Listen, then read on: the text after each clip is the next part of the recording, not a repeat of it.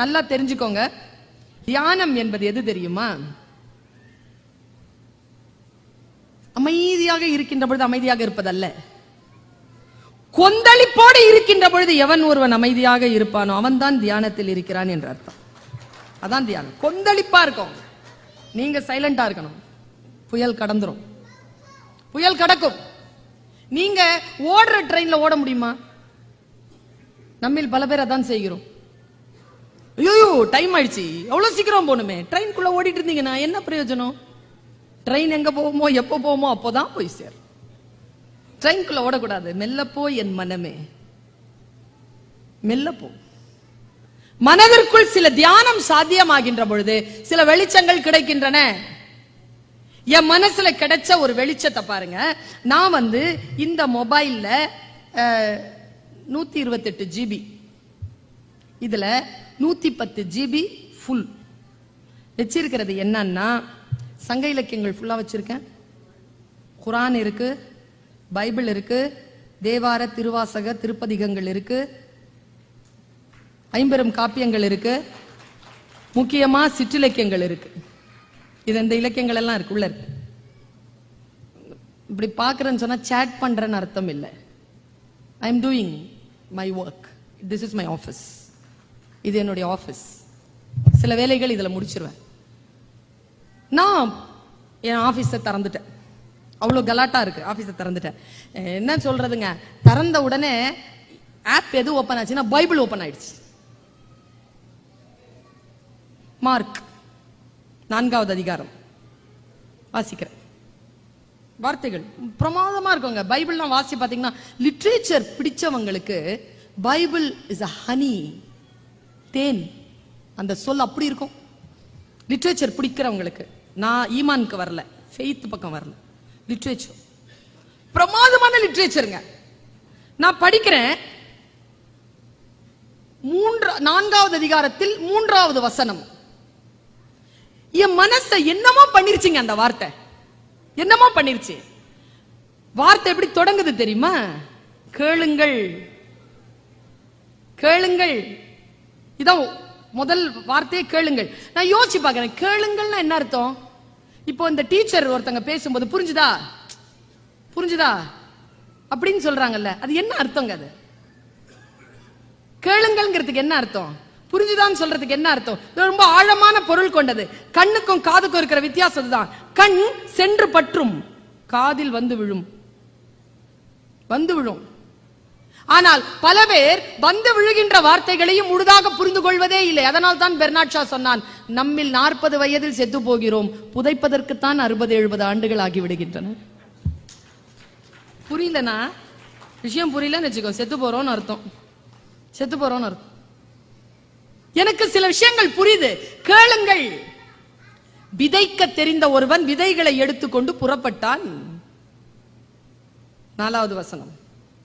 சில விதைகள் வழியில் விழுந்தன, பட்சிகள் பட்சித்தன. சில விதைகள் பாறையில் விழுந்தன. கவனம் பாருங்க, பாறையில் விழுந்தன. பாறையில் மண் ஆழமில்லாத காரணத்தினால் அவை முளைத்தன, வெயில் பட்டு கருகின. அடுத்த வசனம். சில விதைகள் முள்ளில் விழுந்தன, முள் நெருக்கடித்து இல்லாமலாயின. சில விதைகள் நல்ல நிலங்களில் விதைந்தன, 30ஆகும் 60ஆகும் 100ஆகும் போகம் அளித்தன. காது உள்ளவர்கள் கேட்க கடவீர்கள். என்ன அர்த்தம்? கையில் எடுத்துக்கொண்ட விதை என்பது நம் வாழ்க்கை. எங்கே போடுகிறோம்? வழியில் போடுகிறோமா? பறவைகள் பட்சிப்பதற்கு முள்ளில் போடுகிறோமா? அல்லது மண் ஆழம் இல்லாத பாறைகளில் போட்டிருக்கிறோமா? அல்லது நல்ல நிலங்களில் போட்டிருக்கிறோமா? அப்படியே மனசு ஒரு மாதிரி ஒருமிச்சிருச்சுங்க. அப்படியே வேற ஒரு ஷிஃப்ட் பண்றேன் நான்.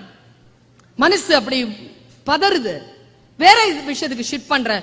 ஒரு வார்த்தை வந்ததுங்க, அந்த வார்த்தைக்கு நான் தமிழ் படித்தவள், எனக்கு வார்த்தைகள் புரியணும். வார்த்தைகள் புரியலன்னா மனம் கலங்கிறோம். எனக்கு புரிவதற்காக தானே சொற்கள். தொல்காப்பியம் சொல்லுகிறது அல்லவா, எல்லா சொல்லும் பொருள் குறித்தனவே. பொருள் புரியணுங்க. சொல் சொன்னா அதற்கான பொருள் புரியணும். பொருள் புரியலன்னா சொல்லுக்கு அர்த்தம் இல்லை.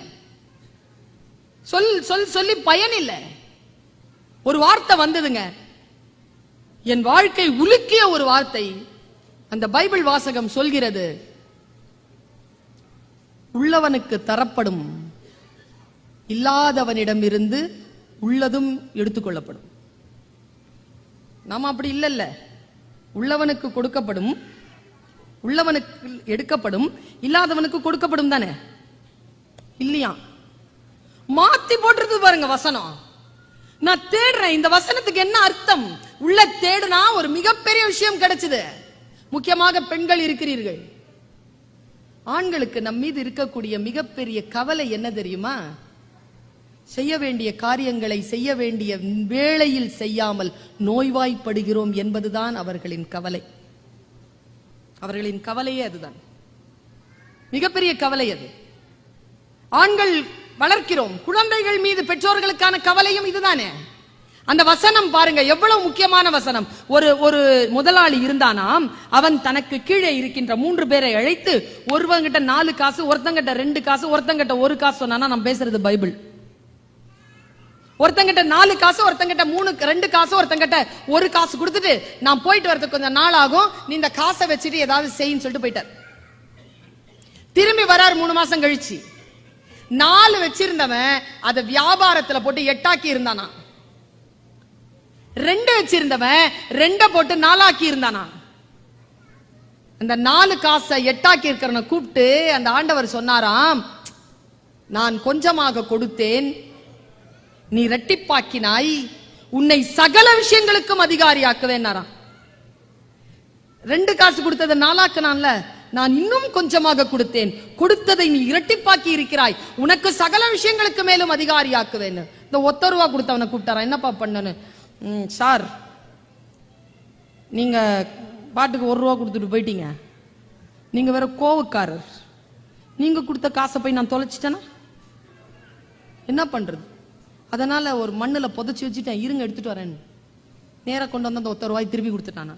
அப்போ அந்த முதலாளி சொன்னாராம், நீ உன் சோம்பேறித்தனத்தை மறைப்பதற்கு நான் கோபக்காரன் என்றும் நான் பட்டயத்தை எடுப்பேன் என்றும் என் மீதா பழி சொன்னாய், உன்னிடம் இருந்து இருப்பதையும் எடுத்துக்கொள்கிறேன்னு எடுத்துக்கிட்டாராம். பாருங்க, உண்மையும் முயற்சியும் உழைப்பும் இருக்கின்றவர்களுக்கு கொடுக்கப்படும், இது இல்லாதவனிடம் இருந்து இருப்பதும் எடுத்துக்கொள்ளப்படும்.